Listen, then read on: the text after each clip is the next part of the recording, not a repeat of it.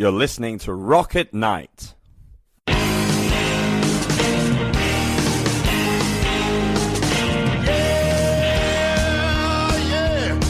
you ready? Hey, tonight I'm gonna take you on a little trip. We're going down south by the mighty Mississippi. I'm gonna take you to a place where lights never dim. Bring your mother, your brother, and your best friend. I'm gonna show you where they dance out in the street. They'll tell you all about your body heat. I'm not gonna talk about it, just gonna do it. Get on down if you feel good. Get on down. This is Charisse with Rock at Night magazine, and today we are speaking with Detroit band Secondary Colors. I discovered them over Labor Day weekend when I was at the Hamtramck Labor Day Music Festival. I saw them perform and was really interested in knowing more about them because their style's pretty unique. So, hey guys, you want to introduce yourself? Hello, I'm Alex Jarmalek. I'm the drummer in the band. My name is Alex Belfi. I play guitar. I am Ben Devins and I play bass, and we also all sing. Yeah. Yeah, I noticed that. I'm always impressed when a drummer sings. Great at it. It's not easy, I know. And one thing that really stands out, you're singing, because you guys actually harmonize. Yeah, we try. Yeah, we try we to. We certainly try. I mean, were you in chorus when you were younger? I mean, how did this whole harmony thing come about? We just decided that we wanted to incorporate some of our bigger influences. Crosby, Stills, Nash and Young is one of the big ones for sure. We all that was just a big band for us when we were younger, and yeah, just we all have voices and we all wanted to use them. Actually, when I met you guys, I said that you sound like Crosby, Stills, Nash and Young, and I didn't know that you were purposefully trying to sound like that. Yeah, we're huge fans. You guys are in your 20s, I presume. How the heck have you grabbed onto the sound of the 60s? I mean, do your parents play it? I want to hear about this. Yeah, I think it was mostly our parents, and growing up with that, and then also just a lot of streaming services with playlists and stuff. They'll recommend you a lot of old music. It doesn't really discriminate on if it's older and newer. So I've found a lot of stuff through just discovering it online after listening to the classics and stuff, and then you just go deeper and deeper. What about the two Alexes? Well, I don't know. Alex won here. Yeah, I know. Do you go by Alex J and Alex B? I don't know how you guys do that. Typically, Yeah, either that or we go by our last names. Yeah. But no, I mean, my dad had a lot of CDs. He showed me a lot of 80s music and stuff like that. But I didn't really dive deeper into the 60s music until probably later on in high school. I was just kind of hitting a wall with some of the music I was listening to, and I was just looking for something new. And yeah, I don't know, I just got really into it around the same time I was kind of meeting these guys. Yeah, that's similar. My dad, just as Ben's, was in music when he was younger, and my dad, from a very early age, my parents used to play, Elvis and the Beatles for me, and that was those were the only bands I really knew existed. And then my friends, they would be listening to Smash Mouth, and I'd be like, this is our Bowling for Soup, and I'm like, well, this is not the same kind of music. I didn't know this existed. And just over the years, my dad showing me how to play, Won't Get Fooled Again on guitar. That's kind of how I got started really with music in general, just through my dad. And I would say that his influence on me musically is probably the biggest. And yeah, I just remember, just as anyone would go through a phase with music, they'd be into one band. Maybe everybody got really into Lana Del Rey around in a certain period of time, and during that time I was into Traffic. It's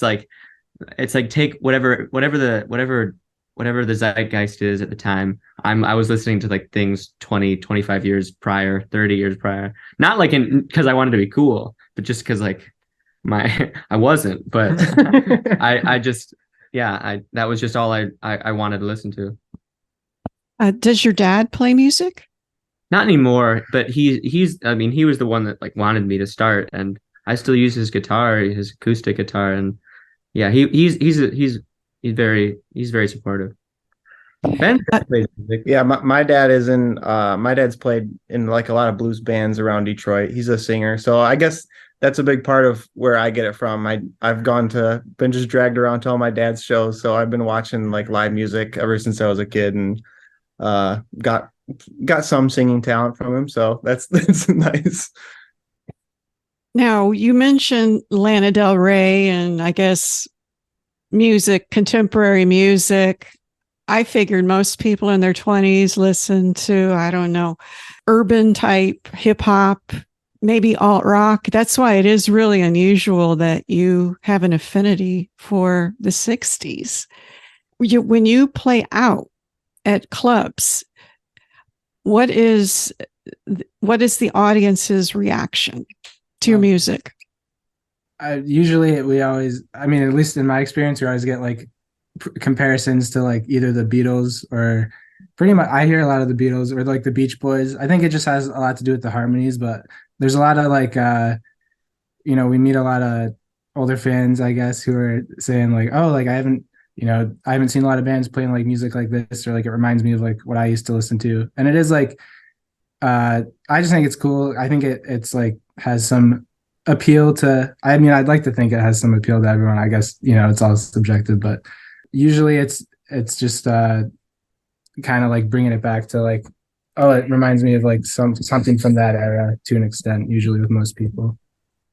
Well, I saw on Bandcamp you have a few singles there, and it looks like they came out in 2021. Is that when you formed the band? I think it was 2019, or I think we were playing like senior year of high school, which was 2019, 2018 for us. And then we were just kind of messing around jamming. And then 2021 was where we started, like we decided, oh, we're going to like actually start this band. That's when we started like our social media and just like tried to make a real effort at releasing stuff and recording stuff.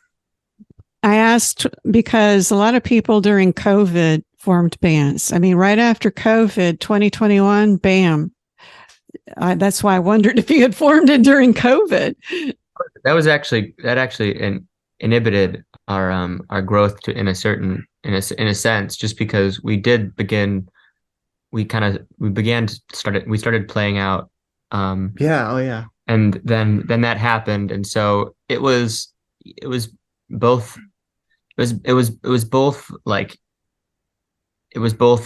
advantageous for us to take this opportunity to record and not focus so much on playing live, which that was beneficial, but also we felt it as though like it was a hindrance to our growth and our into the community. But that it was good that we were able to. Yeah, I think it was to take a breath. It was good for us as like our band to get like more cohesive, especially with like the harmonies. Like we definitely had a lot of extra time to like kind of nail some of those things down, I guess.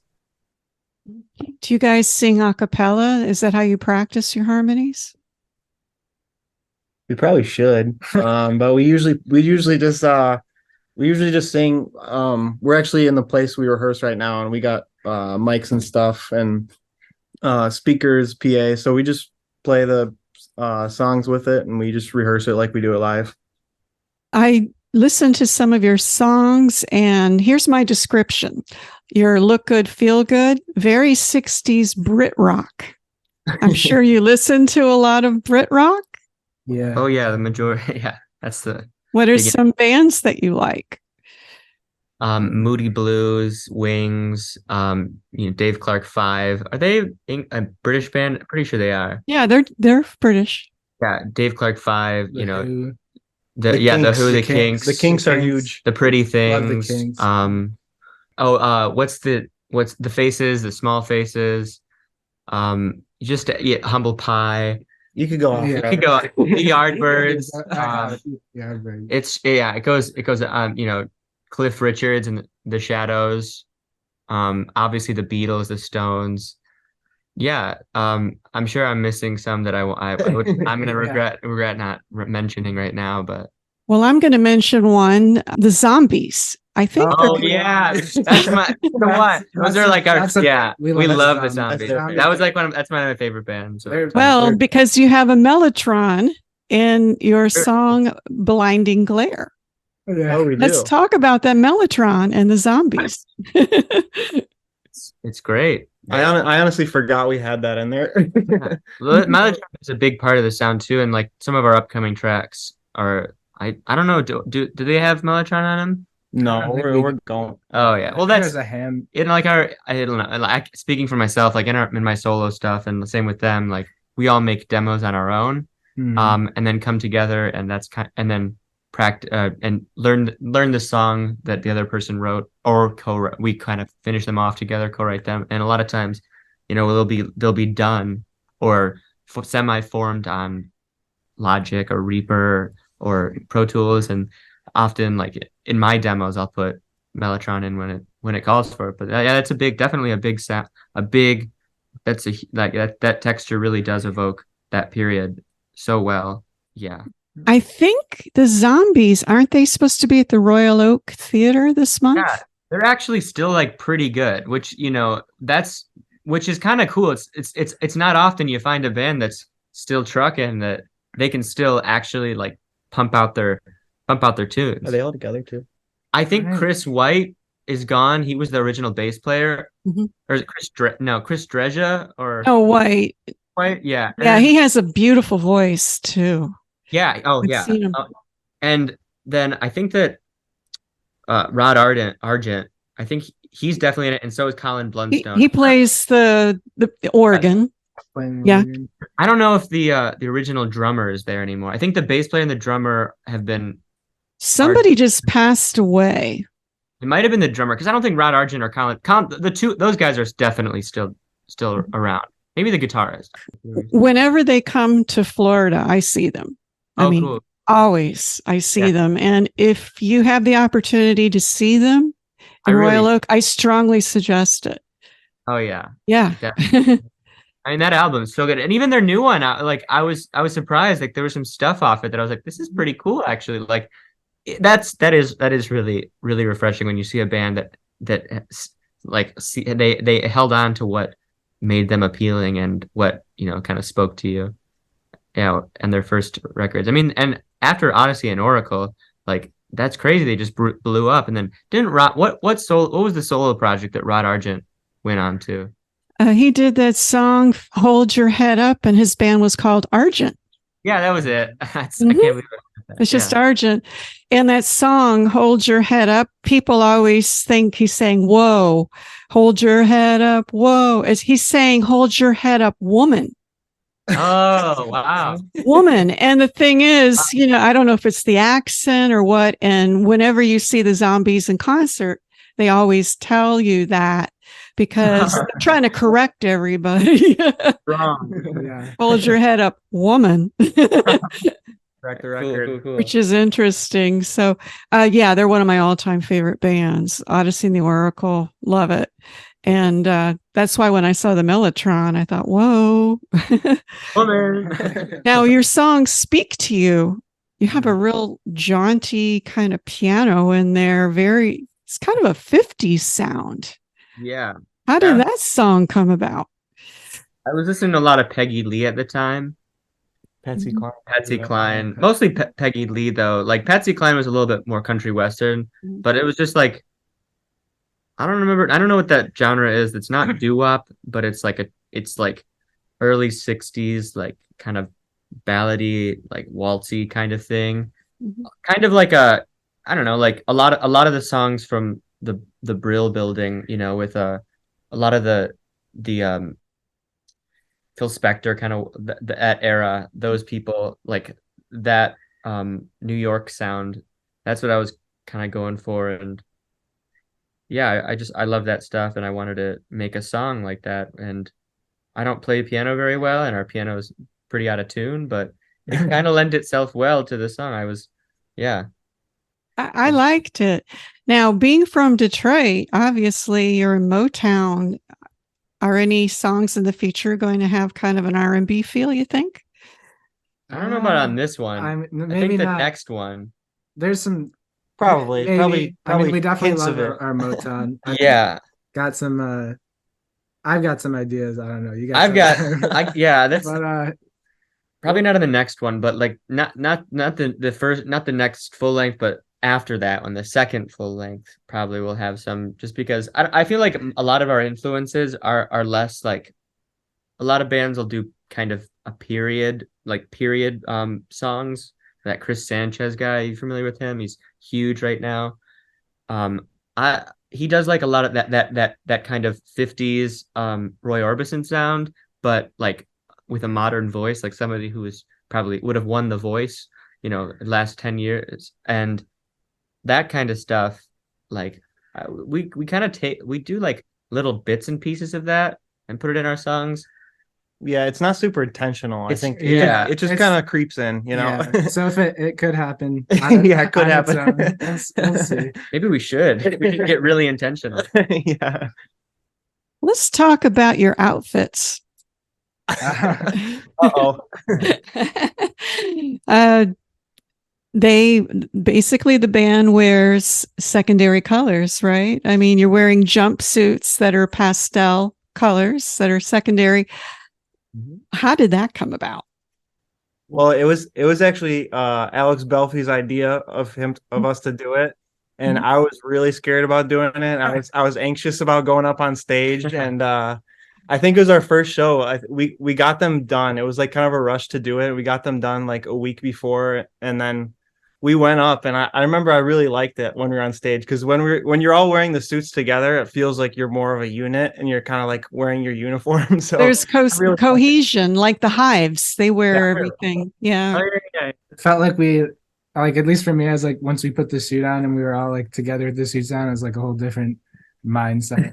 But at first I was a little hesitant, but I think they do catch your eye. At least I hope. Yeah, it's like it's nice to have a gimmick, especially like I think it's nice to have that.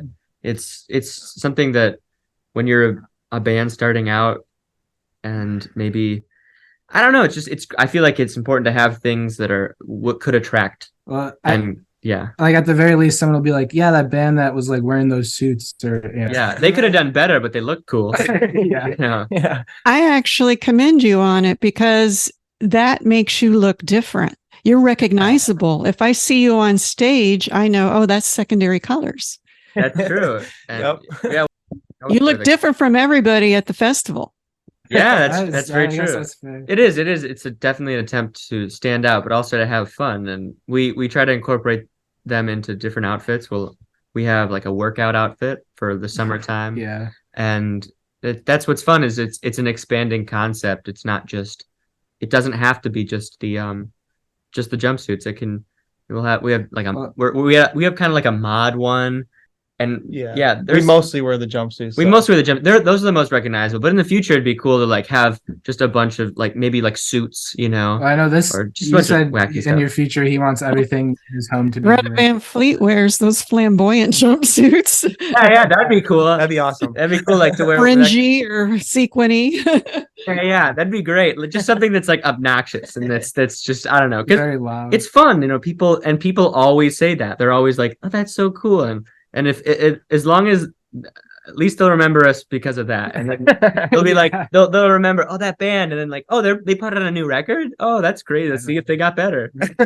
Did you have them made? Where did you find them? So yeah, I ordered them on Amazon. They were just red cap ones. Yeah, they were white. They were white, and then originally. I found a couple of fellas to dye them in Hamtramck. Yeah. Oh, so that's why they're pastel. Because Why? where the heck do you find those? Yeah. It's actually Yeah. pretty funny though. Like at Target, like in the women's section, after like I in the last couple of months, I've been seeing like green pastel jumpsuits. I have seen those too. I know it was wild. I was like, oh, look at what we did. Oh, We yeah. thanks a lot, Target. Sure. Yeah. Well, if you could take some white ones and tie dye them easily with Rit dye. For sure. Yeah, we use Rit dye. Good eye. You got a good eye for dye. It's what everybody uses. So, but you could do like tie dyed versions of pastel colors, which should be very hippie like. So, did you guys all go to high school together? How did you meet? Well, I met Ben a little bit in school, but then I guess we were both working at Taco Bell together, and then we kind of got to know each other pretty well through there, and we would just go hang out and jam, and then we were doing that for a few years. And I've known this other Alex. I knew him since like sixth grade or something. So I've always known him. I known he's been doing music stuff. But yeah, and then because did you guys know each other very well before? No, and we tried to form a band earlier, but it just wasn't working. I think we just had to grow into it. Yeah. I remember I was into metal at the time, and that was definitely that was a point of contention when, you know, I come to the rehearsal and I'm tapping Yeah. and it's like it's not what we're going for. A few more years. Yeah, I needed to mature. So, what are you guys up to now? We're getting towards the end of 2023. Are you working on new music? Do you have any big gigs coming up? What are you up to? Well, this Friday there is a EP release show for Sugar Tradition, and we're going to be playing that on Friday, October 13th at Old Soul Vintage in Detroit. And then as far as recording and releasing, we've been recording our first album for the past like year and a half now, and it's finally going into mixing, so that's going to be out soon. And then after that we're just planning on writing more, second album, you know, just keep going. Yeah, we're just raring to go. I don't know. I just want to get going. It's nice that we all do write separately, because, you know, we get this, we amass this stockpile of songs that we can kind of go through. And but that's what's it's we don't feel like there's anybody who really has to carry the weight of like, oh, you're the primary songwriter, or no, you are. It's we all are working on stuff. You all are multi-instrumental too, correct? Yeah, Play sort of. several instruments. We do our best. Enough to record our own stuff, right? Yeah. But yeah, so that's nice. Like we, you know, we're kind of planning out the next one, what songs we want on the next one, and yeah, that's what's nice about it. It would be frustrating if it was just like, you know, we had to wait for this guy or this guy, Yeah. you know, to finish the song so we could start playing it and recording it. But yeah, we can be active on our. Since you guys are in your 20s, you're fairly young, do you see a real retro trend? Because I'm noticing a lot more interest in the old style. Why do you think that is happening? I would say so. I think it just kind of, I think, is what naturally happens over time, is that, you know, people want to go back to something different than what's going on now.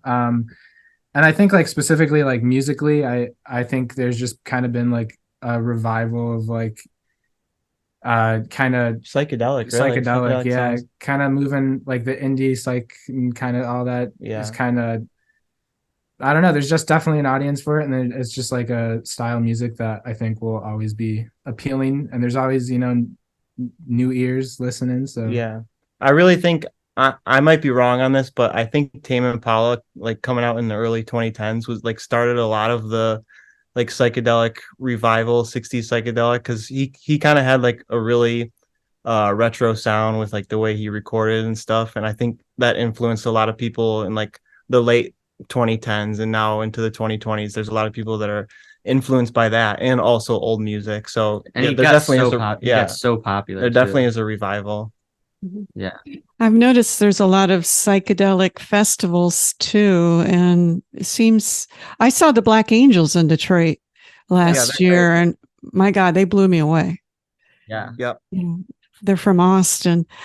What are your big plans? Let's say next year, do you plan to go outside of Detroit? Let's say get gigs in other states. I mean, what's the long-term goal?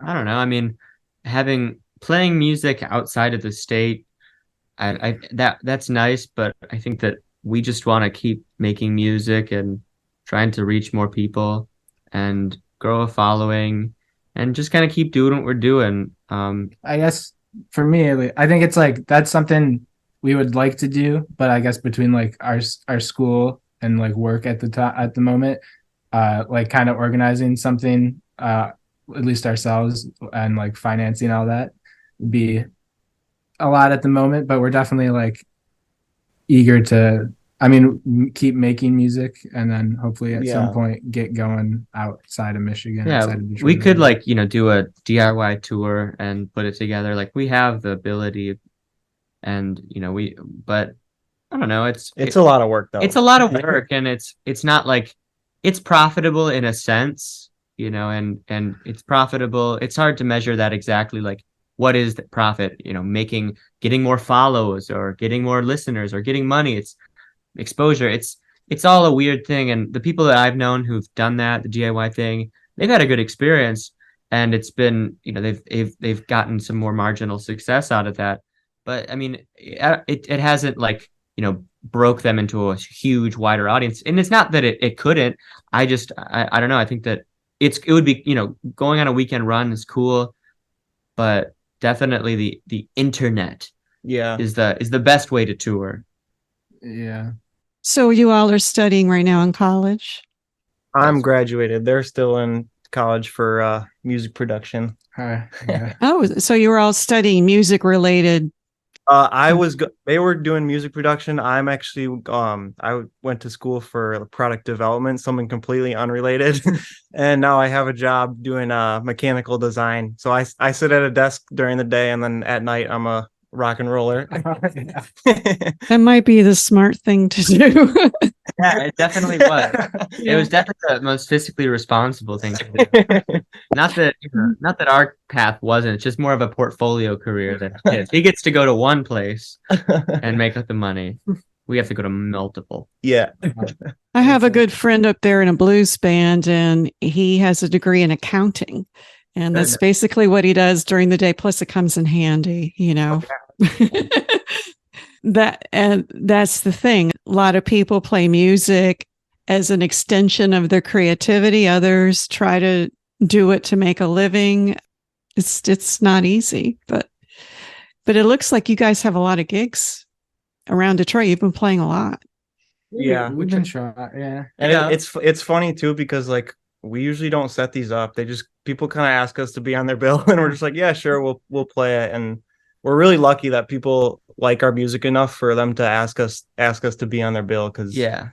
it's just like some people have trouble getting shows and we know a lot of people and we're extremely lucky for that and super grateful for it. Yeah, the Detroit like music community, I guess, has definitely been very kind, and it's just been a great experience. It's Yeah. great to be around, and it's we have had a great opportunity to like play some awesome shows. Even how new, even though we're very new to the scene, it's nice that all the people that I've kind of heard of and have listened to their music for a couple of years now, it's nice to be becoming more familiar with them as people, and it is nice. It's because that's what's the fun part of music is playing in a community. Yeah. And It looks like we're almost out of time. Is there anything that you would want people to know or you would like to say? buy all of our music now. Stream everything. No, I mean, I'll speak for myself and I'll speak for the whole. I mean, I'm You can assuming speak for the whole You can band. speak I'll for the speak band, for the and band. if I don't like it, I'm gonna stop. Okay. Yeah. Well, at least for me, it's just making music is something we love to do. We're very passionate about it, and we're just doing it because we enjoy. Like I don't know, it's just an outlet that I feel like regardless if anyone's listening, I'm gonna be doing it either way. And so if there's people out there who are enjoying it, we're just very appreciative of that. And we'd appreciate if you went and gave it a listen if you're listening to this. That's a great way to put it. I mean, it's good, but I think we just want like to party and to drink beer. Like if you can, if I don't care if you like our music, just buy us Strohs. Cut that. You gotta cut that. Yeah, you gotta cut that. I can't go. That's a clear product placement. We are not affiliated with Strohs in any sense, although we'd like to. All right.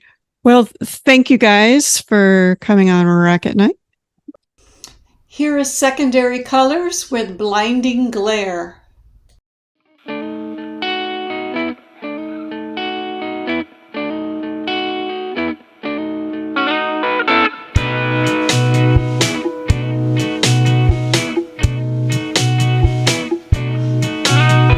Morning sun shining on the lake, morning sun shining on your face, so I can see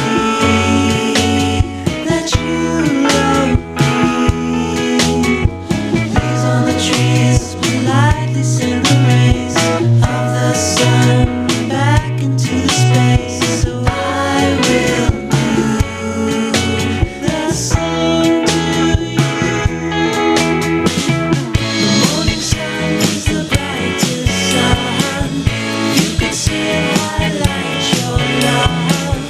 You would be struck back by the blinding glare. Now it's time for the afternoon, and the sky is all shades of blue, but I can see that won't be me.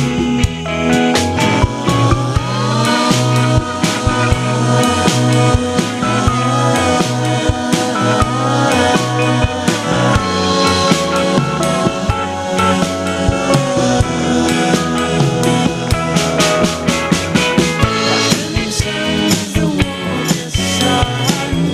You could see it warm up your love.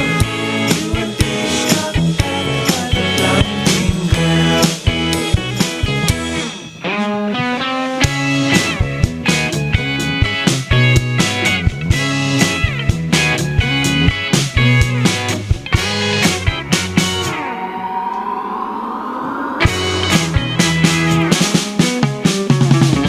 The setting sun is the prettiest sun. You will have all the prettiest one. Your face strikes me back with a blinding glare.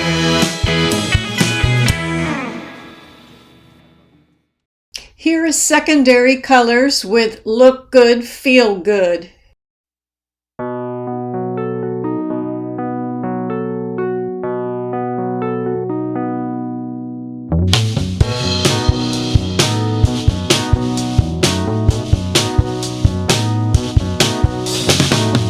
want to look especially pretty. I want to feel shining clean.